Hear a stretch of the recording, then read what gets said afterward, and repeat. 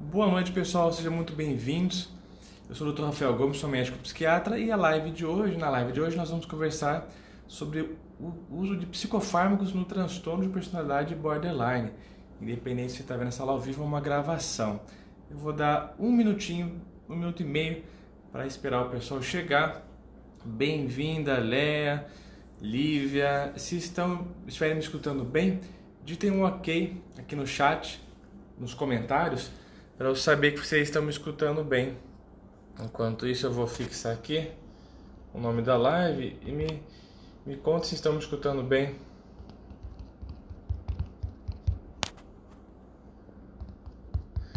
Vou deixar o tema fixado aqui para quem chegar depois saber do que a gente está falando. Então, pessoal, eu vou dar um minutinho em respeito aos que chegaram na hora. São 9 horas. Boa noite, colega psicóloga Juliana, Lúcia Gomes. Estão me escutando bem? Me contem se vocês são psicólogos, se vocês são pacientes, quem são vocês? Ditem aqui nos comentários quem são vocês. Hoje falaremos sobre um assunto muito prático, sobre algumas coisas... Opa, peraí, melhorar a luz. Sobre alguns aspectos, eu vou falar sobre 5 princípios gerais do uso de psicofármacos no tratamento, no cuidado de pacientes com transtorno de personalidade borderline. E me conta aqui, quem está aqui pela primeira vez, digita um novato para eu ficar sabendo. Quem já é macaco velho aqui das lives, já acompanha há algum tempo, digita veterano. Quem é pela primeira vez, novato, e quem já viu algumas lives, veterano. Não sei se tem alguém na comunidade que também se manifestem, pessoal da comunidade. Mais alguns segundinhos e a gente começa, em respeito aos que chegaram na hora. Compartilhe essa live se você acha que esse conteúdo pode ajudar algum colega da área da saúde mental, algum paciente. Clica no aviãozinho aqui e compartilha para a pessoa participar ao vivo e a cores. Muito bem, pessoal, então sejam todos muito bem-vindos, aos novatos, aos veteranos. Eu sou o Dr. Rafael Gomes, sou médico psiquiatra e eu produzo conteúdo sobre saúde mental com abordagem integrativa para colegas da área da saúde, para pacientes, para familiares. E nessa live de hoje, tem um tempinho que eu não fazia live, a gente vai falar sobre... Opa! Só um instantinho aqui. Um instantinho, pessoal. Minha colinha aqui fechou. Me digam se vocês são, o pessoal que está entrando agora, se vocês são profissionais da área da saúde e qual especialidade vocês trabalham, ou se vocês são pacientes ou se vocês são familiares. O pessoal está entrando agora. Se estiverem me escutando bem, digitem um ok no áudio para eu saber que está tudo em ordem.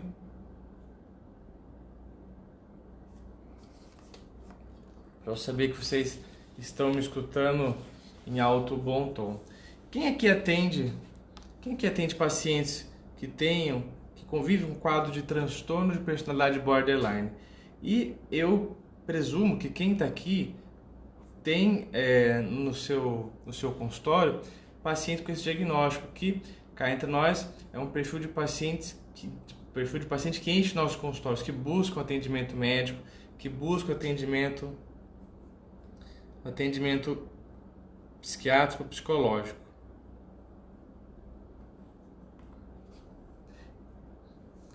E se tem pacientes, quero saber se tem pacientes aqui também que convivem com transtorno de personalidade borderline, para eu ter uma ideia geral aqui com quem que eu estou falando. E hoje eu vou falar de 5 princípios da prática clínica, para ajudar no manejo dos pacientes de vocês no dia a dia. E eu queria fazer uma outra pergunta. Para quem atende, os pacientes de vocês usam psicofármacos? Não usam psicofármacos? Como é que é a prática clínica de vocês? Eu vejo que na maioria dos casos, os pacientes com transtorno de personalidade borderline usam algum remédio, apesar de não ter tanta evidência da eficácia, da utilização. A gente vai falar um pouquinho disso hoje.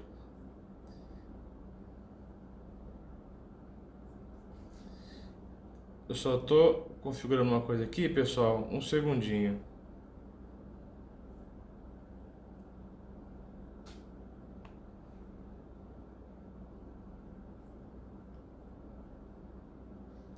Pronto, agora foi direitinho. Beleza, pessoal.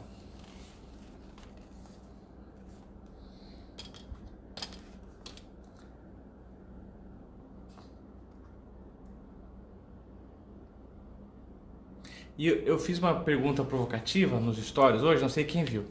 Falou assim, o que funciona mais, psicofármacos ou psicoterapia? Teve uma divisão, né? A maioria acabou respondendo psicoterapia. A gente vai falar um pouco sobre isso também.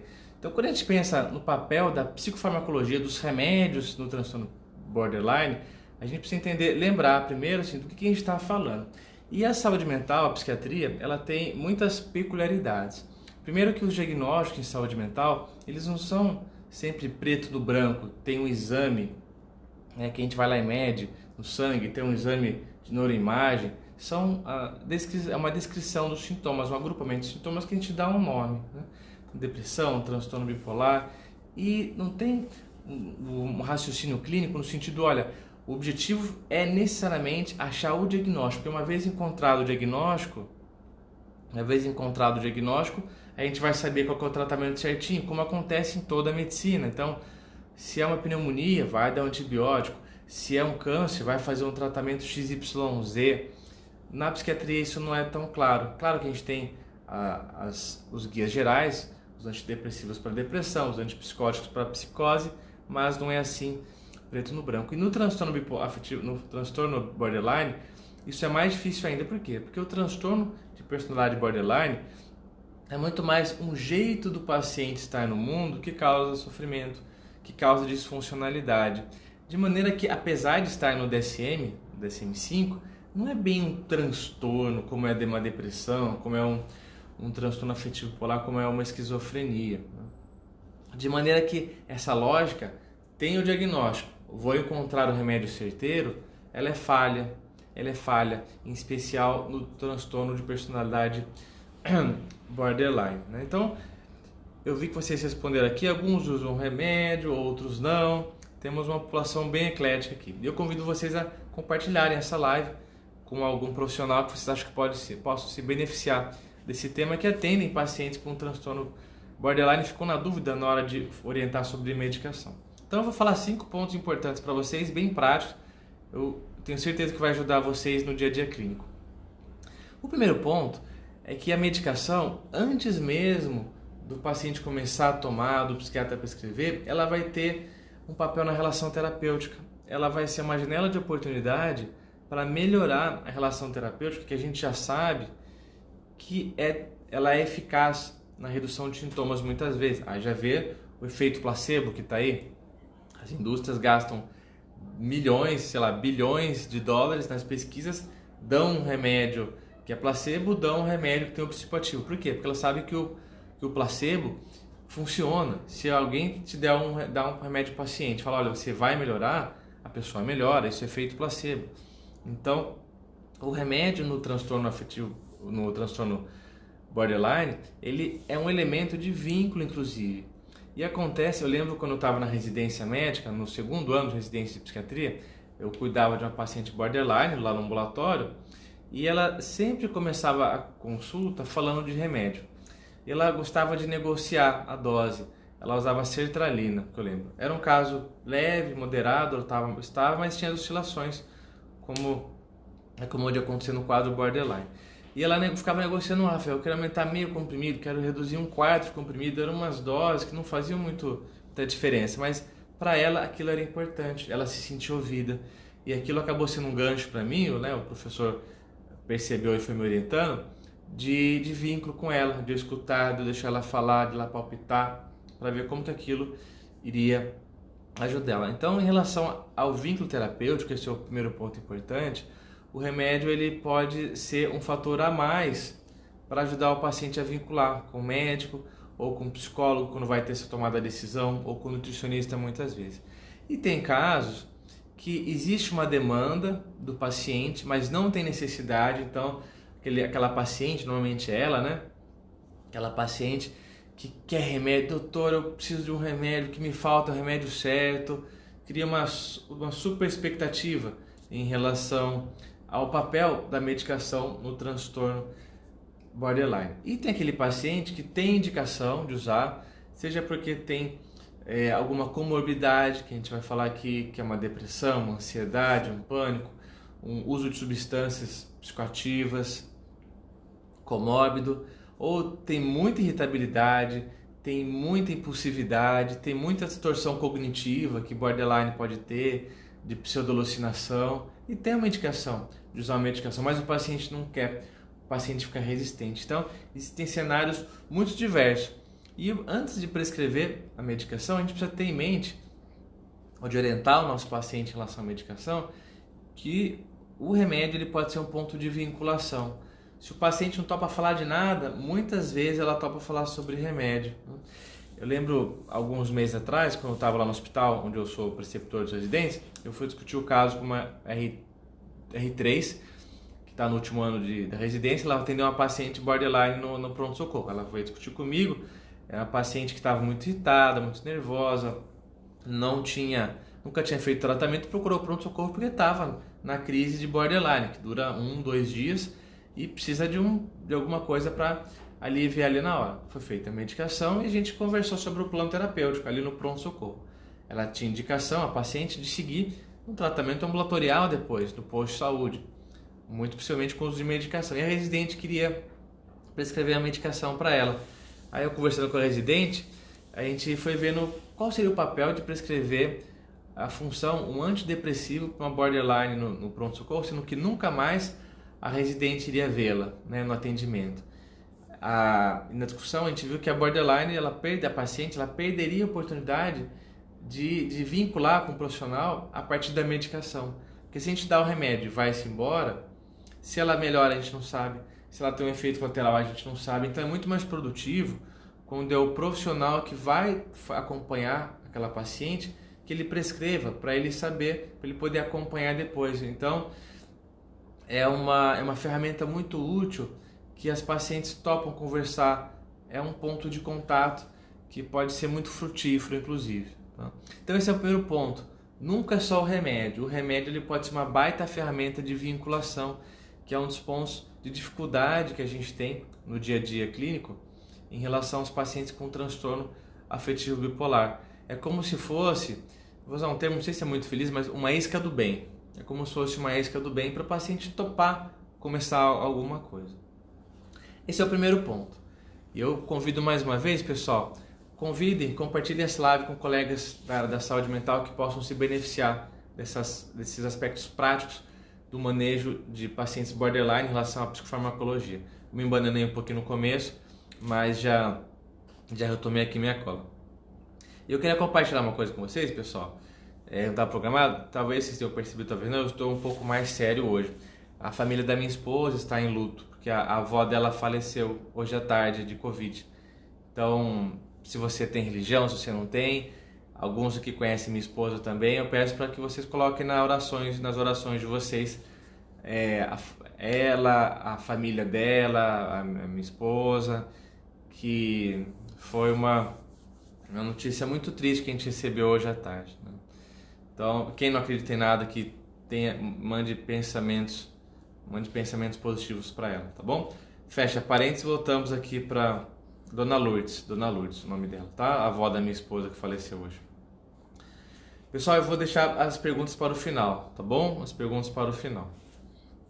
Segundo ponto, quando a gente vai orientar os nossos pacientes, né, seja você um psicólogo, um médico, uma enfermeira, quando a gente vai orientar sobre o uso de psicofármacos para pacientes borderline, a gente deve evitar ao máximo a famosa dicotomia. O que é dicotomia? É falar assim para a paciente: olha, fica tranquila, porque esse remédio vai resolver a tua vida. Esse remédio vai resolver a tua vida, vai acabar com os teus sintomas, vai passar tudo, pode confiar, esse remédio é muito bom, né? Colocar como se fosse a panaceia, como se fosse a pílula mágica, como se fosse um antibiótico que vai curar a pneumonia. Não, não é isso. Mas ao mesmo tempo, a gente tem que tomar muito cuidado, eu vejo essa outra postura também, de não desmerecer. Não, o seu quadro é um transtorno de personalidade, nem é doença isso, esse remédio não vai adiantar nada, só vai dar efeito colateral, você vai ficar dependente. Não, não é isso também, né? E eu vejo essa postura muitas vezes porque é uma armadilha. Seria muito mais fácil para nós profissionais se o remédio fizesse toda a revolução, resolvesse o quadro de um transtorno de personalidade borderline, mas não resolve, pode ajudar, a gente vai ver aqui. Mas ter esse cuidado para nem ao céu, nem ao mar, né? Nem endeusar o remédio, falar que vai resolver a vida e prometer coisas que não são verdades, nem ficar desmerecendo e demonizando a medicação que, quando bem utilizada, pode ser muito útil. Pode ser muito útil. O segundo ponto foi esse. Então, evitar a postura dicotomizada, né? 880, remédio bom ou remédio totalmente ruim. O terceiro ponto é que a gente precisa da colaboração da paciente necessariamente. Sabe quando a gente vai no oftalmologista e ele pergunta assim tá bom, assim tá bom. Ele vai mexendo as lentes, né? Assim tá bom, assim tá bom. Se entrar alguém mudo, sair calado e não der nenhum sinal, o oftalmologista não sabe se está ajudando. Ele precisa de um feedback. Assim tá bom, assim tá bom, assim tá bom, assim tá bom. E ele vai perguntando, porque ele precisa de um feedback. De maneira geral, em saúde mental a gente precisa disso, mas para os quadros de transtorno afetivo bipolar, estou trocando toda hora aqui, para os quadros borderline, isso é muito importante. Por quê? Porque quando a gente vai escolher um remédio, a gente vai ter alguns sintomas-alvo. E a gente precisa saber se está ajudando ou não. E a gente precisa perguntar ativamente para a paciente e pedir para ela ficar atenta, porque muitas vezes ela nem fica atenta. Então, se é um remédio que vai dar para quadro de impulsividade, ou para quadro de irritabilidade, ou de alteração cognitiva, a gente tem que virar e falar, olha, dona Fernanda, remédio a gente está dando, vamos entrar por isso, por isso, por isso. Tem que estar muito claro quais são os sintomas-alvo. Qual é a expectativa que a gente tem quando entra com remédio paciente? Não pode ser assim, toma aqui, vai tomando e me avisa depois como é que ficou. Não, a gente tem que ter um objetivo claro. E a gente deve compartilhar com o paciente, né? E se é um psicólogo que está acompanhando o caso, perguntar e saber, olha, está tomando o lítio para o quadro borderline, mas por quê? Está tomando a sertralina, qual que é o objetivo? Irritabilidade, é o sono, é a impulsividade, são as alterações cognitivas que fica tendo pseudo-alucinação. Então a gente depende do paciente, assim como o oftalmologista depende do paciente, tem que falar, olha, tá bom a lente assim ou não tá melhor assim, assado? A gente precisa desse feedback do paciente. Senão, a gente não sabe se está ajudando, se está atrapalhando, se não está fazendo diferença nenhuma. Então, esse é o terceiro ponto. A gente precisa de metas para o tratamento medicamentoso e a gente precisa de feedback do paciente. Senão, meus amigos e minhas amigas, não tem conversa. A Guilherme falou assim, tudo bem, Rafael, você confunde os nomes que às vezes confunde o diagnóstico. E é verdade.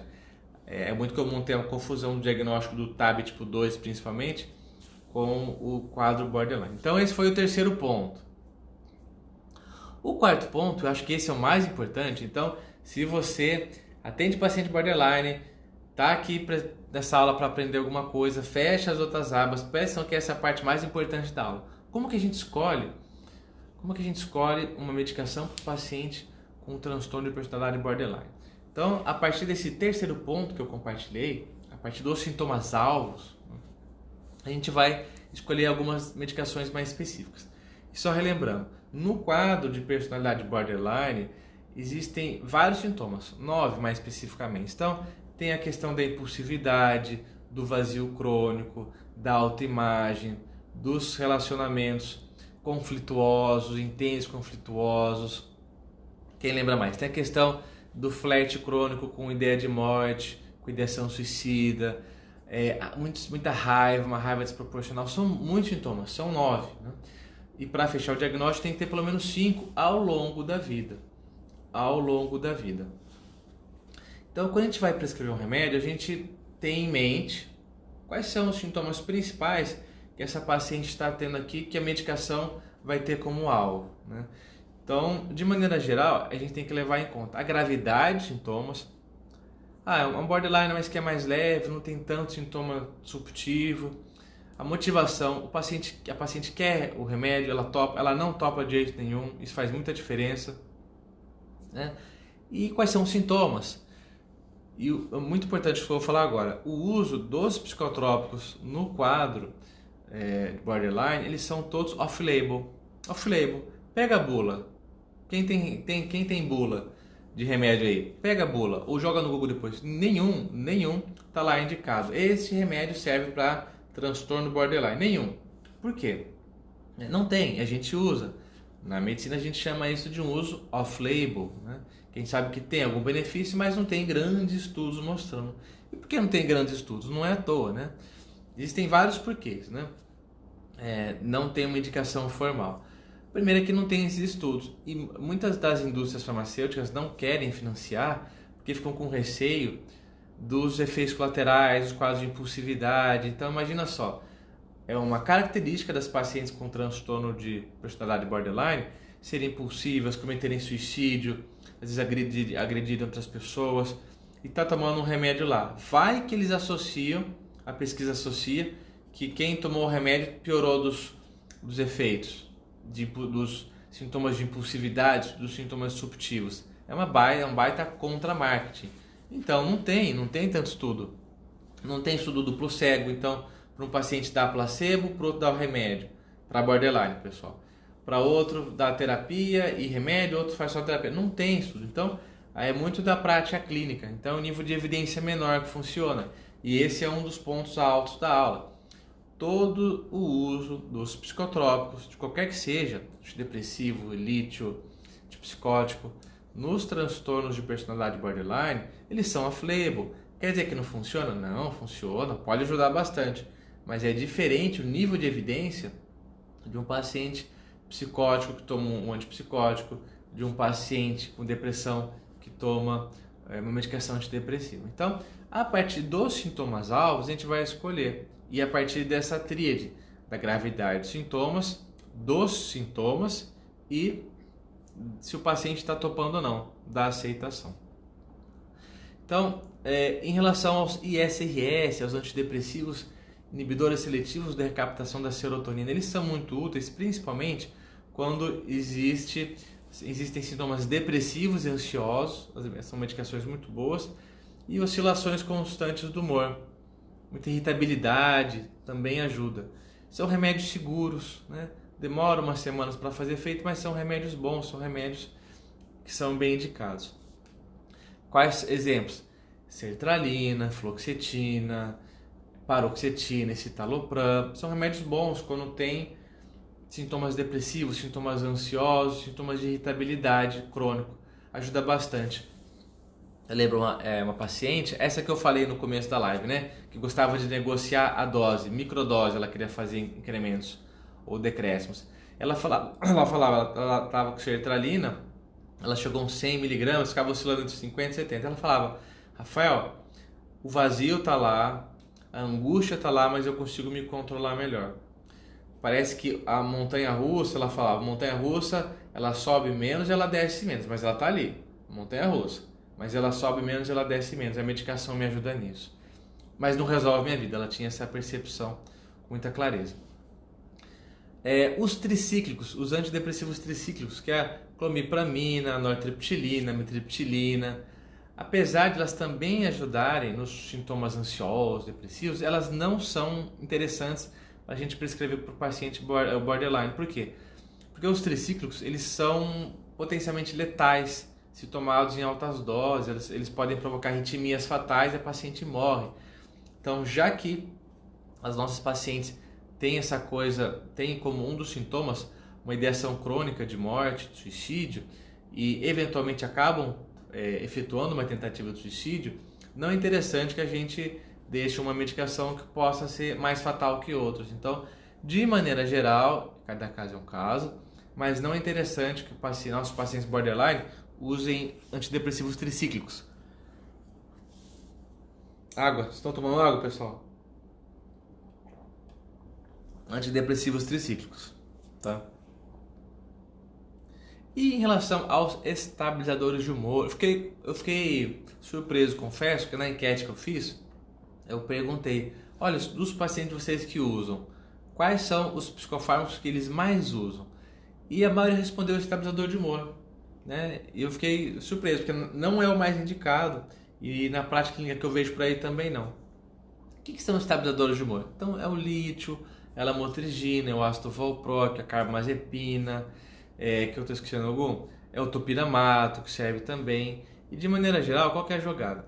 Para pacientes que têm muita raiva e muita impulsividade, então raiva e impulsividade, os estabilizadores de humor eles podem ser interessantes, né? Focando nesses sintomas-alvo. Olha que diferença, que refinamento, né? Para a gente escolher a medicação para o paciente e orientá-lo em relação ao objetivo do tratamento. O que a gente espera que melhore, né? Por exemplo, o vazio crônico não melhora, mas a impulsividade e a raiva podem melhorar com o uso de estabilizador de humor, né? E a gente precisa saber disso. Então, quais são os poréns? Então, o lítio, por exemplo. O lítio, ele em doses altas, ele pode ser fatal também. Ele é teratogênico, ele causa malformação no feto, assim como o ácido valproico também. Em altas doses pode ser mais perigoso, porque ele é hepatotóxico, ele vai machucar o fígado, alterar as enzimas. E a maior parte das pacientes borderline são mulheres e são pacientes em idade fértil, que se engravidarem tão bem com o remédio, precisaria trocar. Então, tem alguns poréns também. O lítio tem a vantagem, eu vou abrir um parênteses, para pacientes borderline com altíssimo risco de suicídio, que são aquelas pacientes que cometem muito, tem muitas tentativas de suicídio ao longo da vida.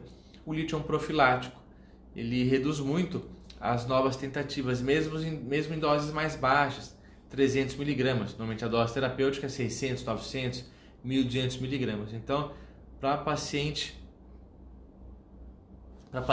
que fica cometendo suicídio muitas vezes borderline, o lítio pode ser uma ideia muito interessante, mas focando raiva e impulsividade.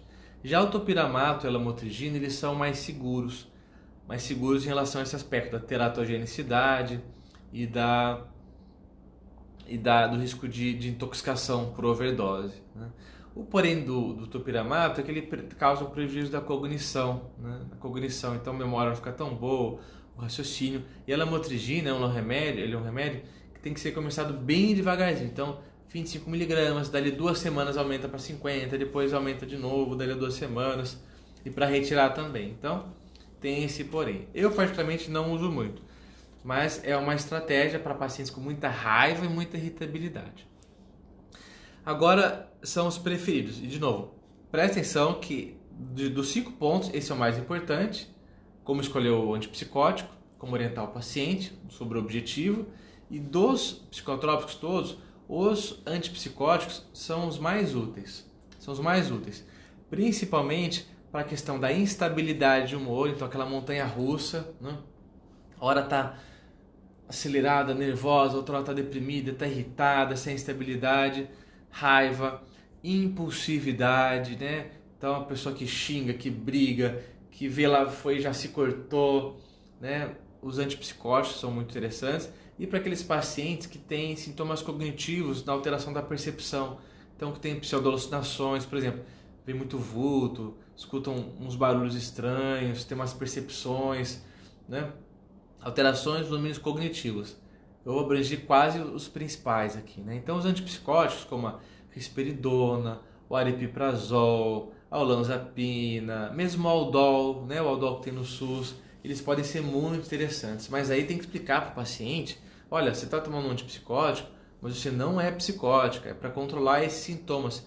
E pessoal, cá entre nós, profissionais da saúde, faz muita diferença. E os pacientes se assustam muito quando tomam um antipsicótico e ele não é psicótico, né? Que negócio é? Ele para na hora, se ninguém explicou para eles, né?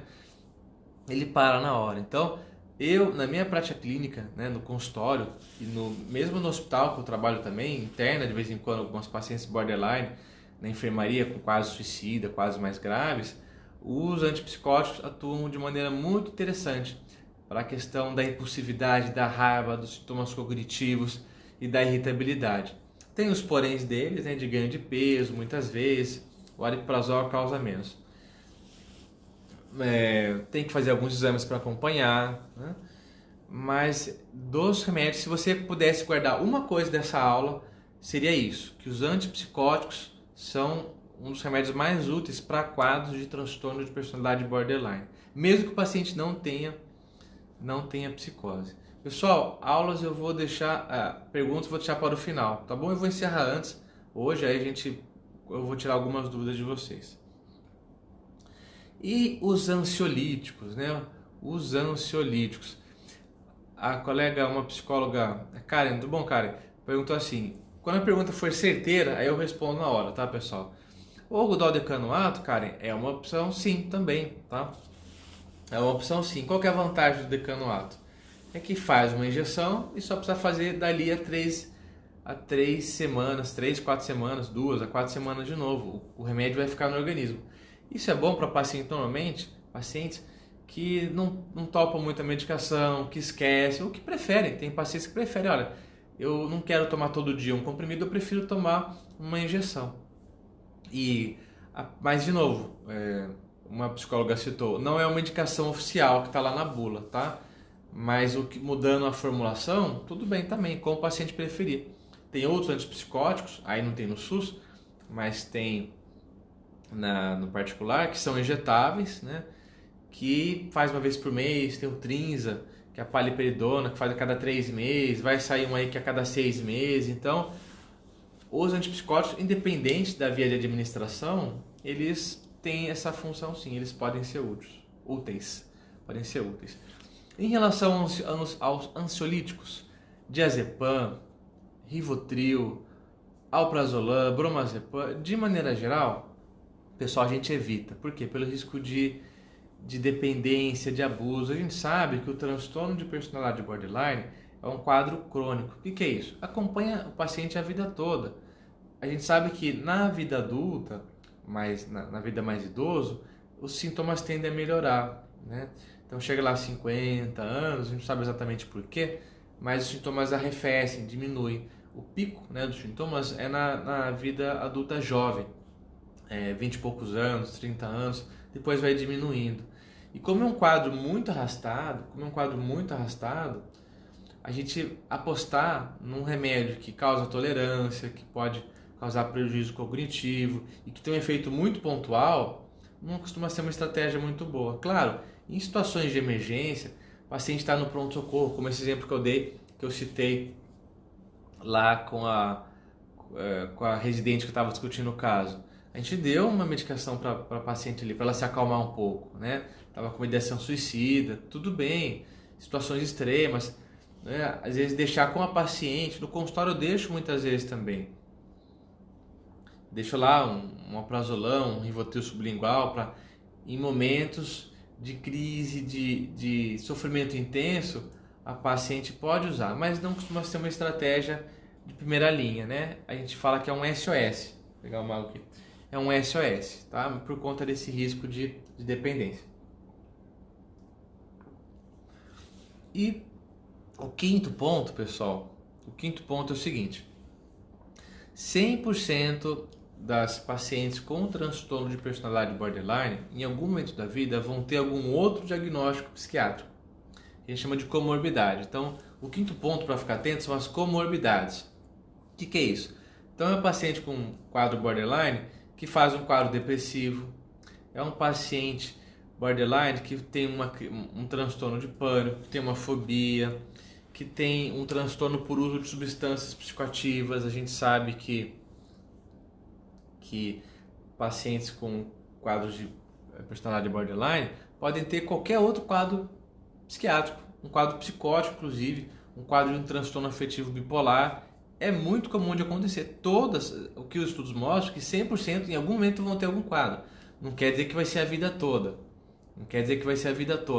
Mas em algum momento pode ter. E é muito importante a gente ter esse radar ligado, porque quando acontecer, o foco do tratamento medicamentoso, e é disso que a gente está falando hoje, tá? Então existe o universo do transtorno borderline, as várias intervenções, as várias peculiaridades. A gente está falando do papel da medicação. E se surge uma comorbidade, vai mudar vai mudar o foco do tratamento. Então, se tem uma paciente que ela está tomando a risperidona, porque ela é muito impulsiva, ela está bem, ela vai lá, ela abre um quadro depressivo, um transtorno depressivo maior, vai mudar o foco. Então, aí ela vai se beneficiar do uso de um antidepressivo. Ou uma paciente que não está dormindo de jeito nenhum, desenvolve uma insônia primária, eventualmente usar um hipnótico para dormir melhor. Então, sempre ficar atenta que a regra acaba sendo surgirem outros quadros psiquiátricos. Eu vi um filme ontem no Netflix, recomendo muito para os colegas profissionais verem. Eu achei ele muito didático para ilustrar o funcionamento e os rompantes de uma paciente borderline. O filme chama Era Uma Vez um Sonho. Vou repetir, Era Uma Vez um Sonho, tem no Netflix. É uma história real. É o rapaz que estuda direito em Yale, ele vai visitar a família no interior dos Estados Unidos, bem interior, bem caipira, que a mãe é borderline e usuária de substâncias, ela usa heroína. Ela fez uma tentativa de suicídio, estava com uma overdose, e ao longo do filme todo, não vou dar spoiler, mas vai mostrando o funcionamento delas rompantes. Ela dá voadora no filho, ela se corta, ela cada hora está com um relacionamento diferente, já muda para casa do cara, ela não consegue se fixar no trabalho, ela não funciona na sociedade, ela sofre muito e ela tem essa comorbidade do uso de substâncias, né? Que o filme acaba enfatizando mais. Ninguém fala de borderline no filme, né? Mas pelo funcionamento dela, me parece muito uma paciente borderline. Assistam depois, chama Era Uma Vez um Sonho, tá no Netflix. Talvez eu até discuta na comunidade lá esse filme depois, comunidade Nova Saúde Mental, se o pessoal quiser. Então, no caso dessa paciente, por exemplo, o único remédio que ela ganhou ao longo do filme todo é a buprenorfina, que é um análogo da morfina, que ela usava heroína, então, para bater ali os sintomas de abstinência. Mas ela não vê lá tomando uma risperidona, um antidepressivo, acho que teria ajudado bastante a paciente.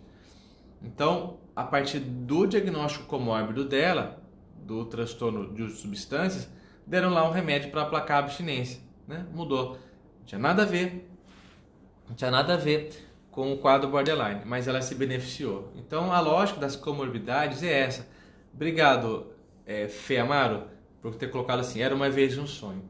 É um filme pesado, assim, me angustiou. Lembrei dos pacientes borderline que eu atendo, dos familiares, como o familiar sofre, né?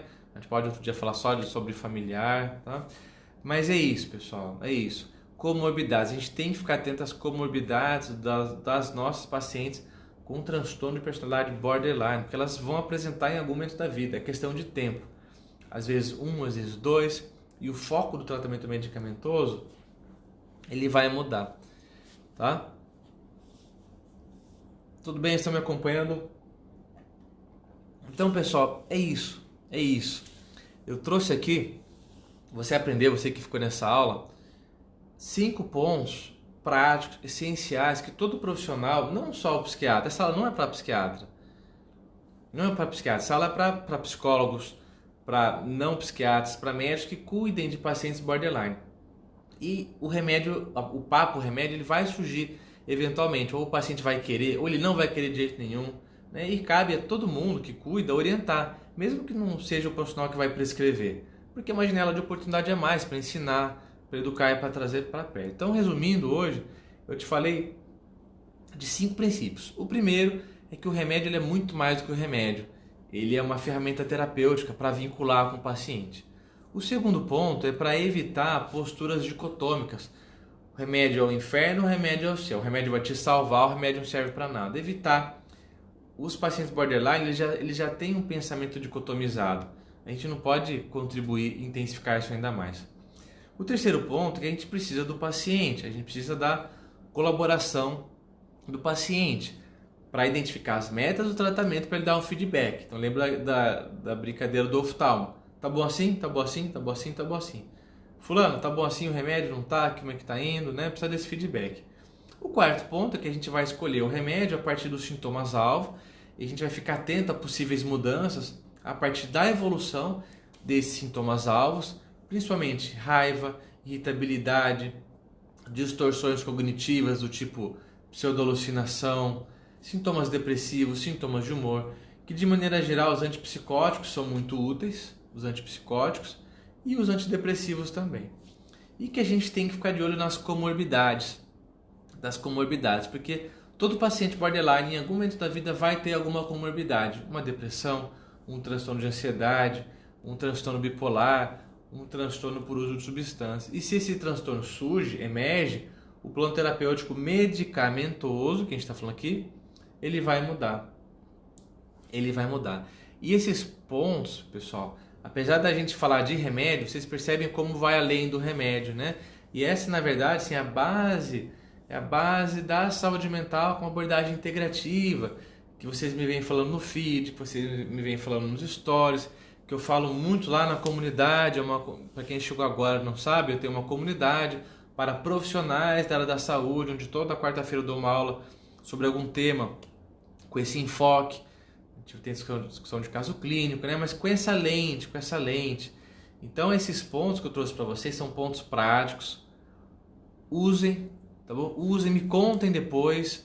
Eu vou abrir para perguntas agora. Eu convido vocês a sempre tirarem um print aqui da live, compartilhem nos stories de vocês e me marquem para eu saber que vocês estão nessa missão de divulgar conhecimento em saúde mental com abordagem integrativa, né? Para ajudar pacientes ou outros colegas que não têm acesso a esse tipo de informação. E o mote principal é que o remédio, você que foi até agora, né? O remédio ele é periférico.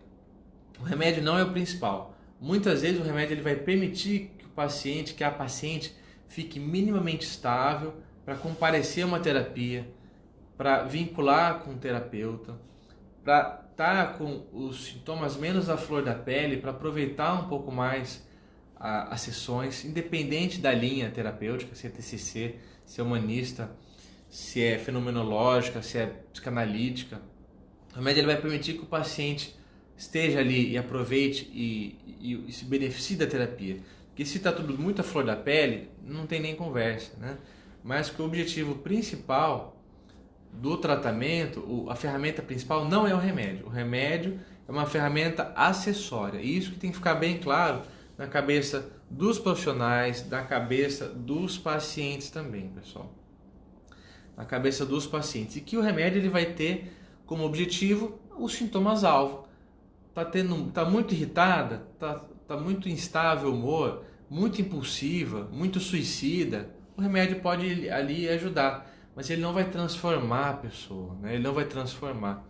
O que vai transformar é a psicoterapia. Combinado, pessoal? Então eu vou abrir para perguntas. Tá? Aí a Feiamaro perguntou assim: onde vejo essa lista de sintomas? Tem no Google.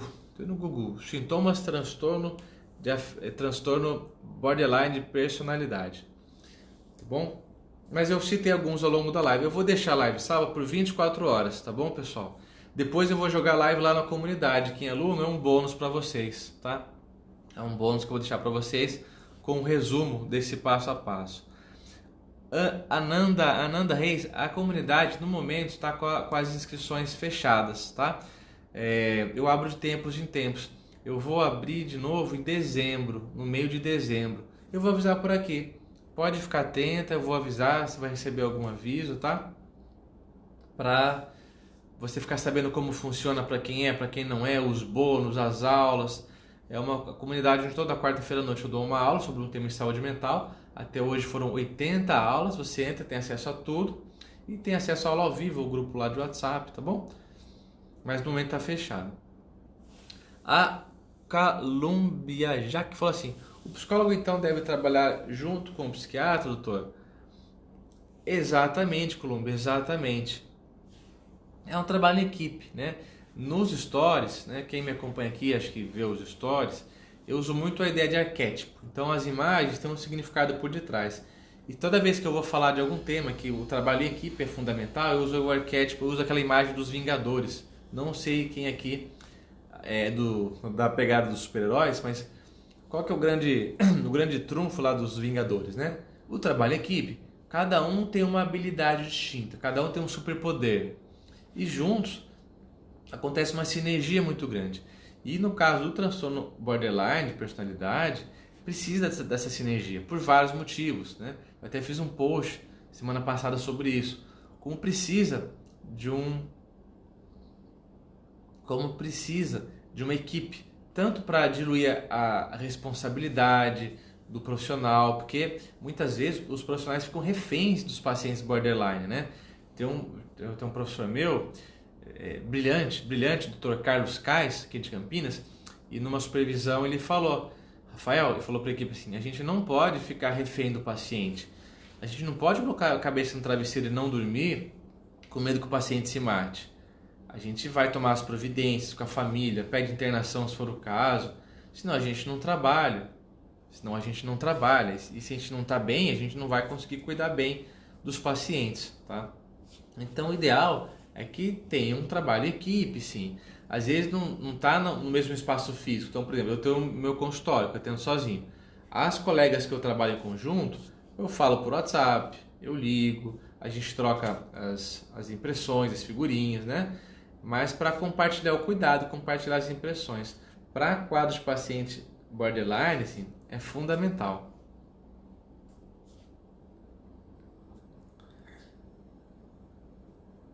Vamos lá, vamos às perguntas.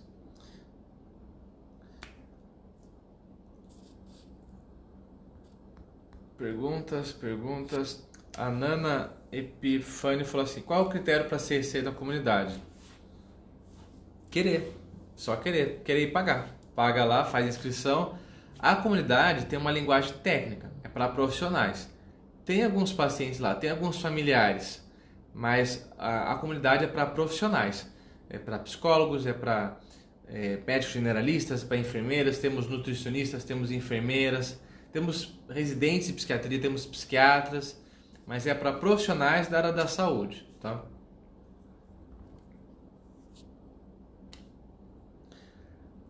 A Fê perguntou do livro. Eu escrevi um livro sobre transtornos de ansiedade, não é o tema da aula hoje, tá, pessoal?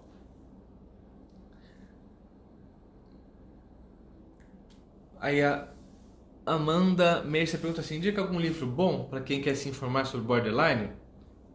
De cabeça não, indico filme. Depende muito do objetivo, né? Se quer saber sobre a caracterização dos sintomas, se quer saber como lidar, se é para o profissional, vai depender muito. Eu costumo indicar filme, porque o filme ele ilustra muito bem os sintomas, é interessante para o paciente ver e se enxergar, né? Porque uma coisa é a gente explica, olha, no transtorno borderline, o paciente é impulsivo, o paciente é irritado, pensa em morte. Agora, quando ele vê um filme e ele se identifica, eu recomendo muito esse filme de hoje, é um quadro grave de borderline, como é que era uma vez um sonho, o paciente, nossa, aí tem coisa minha, ele se identifica e a partir daí ele baixa um pouco a guarda para falar de outras coisas. Bom?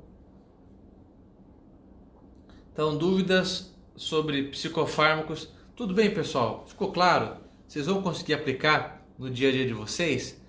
Lembrando, pessoal da comunidade, essa é uma live bônus que eu vou deixar lá na comunidade, tá bom? Depois eu vou subir com um resuminho também. E eu vou deixar 24 horas aqui no feed. A Feia Mário pergunta assim, ó, transtorno... vai ser a última pergunta. Transtorno paranoide pode confundir com borderline? Ou borderline pode ter paranoias? São distintos, não é comum a confusão, tá bom, Feia Mário? Não é comum a confusão. O que acontece muitas vezes é que a paciente borderline ela tem uma percepção de menos-valia, ela tem uma autoimagem muito prejudicada. Então, das pessoas que zombam dela, que não gostam dela, que não ligam para ela, que abandonam, tem muita questão do abandono, mas é diferente de um transtorno paranoide. Olha, tem um complô, como é que é um transtorno paranoide delirante, né? Existe um complô da CIA que quer me pegar, tem os extraterrestres que vêm, que vão me abduzir daqui, e eu fico em casa trancado porque teoria da conspiração, né? É diferente, mas os pacientes borderline, eles podem ter sintomas pseudo-alucinatórios, pseudo-paranoides, né? Tanto é que é justamente por isso que existe o nome borderline, que é o borderline que está no limite entre a neurose e a psicose, né? é um termo psicanalítico, que antes existiam essas duas divisões. Então eu tenho um paciente neurótico, eu sou neurótico, acho que as colegas psicólogas são neuróticas também, que é o sujeito que está com o pé na realidade, né? A gente percebe o ambiente, percebe as coisas como elas são. Tem o paciente psicótico, que é o paciente pejorativamente chamado de louco, que escuta coisa, que delira, que tem uma distorção do juízo da realidade, tá? Tem uma distorção do juízo da realidade e ele tem a psicose. E as pacientes borderline, quando começaram a cuidar delas, os profissionais ficavam na dúvida, olha, é neurótico ou é psicótico? Porque muitas vezes funcionava como neurótico, porque tinha o pé na realidade, mas nas crises parecia um paciente psicótico, escutava coisa, via coisa, tinha essa impressão diferente, né? De algumas percepções distorcidas da realidade. Então, daí surge o borderline, está no limite entre o neurótico e o psicótico. É isso. Combinado, pessoal? Espero que tenha sido útil. Tirem um print, compartilhem nos stories de vocês, tá bom? E nos vemos numa próxima live por aí. Um grande abraço para todo mundo e um bom domingo.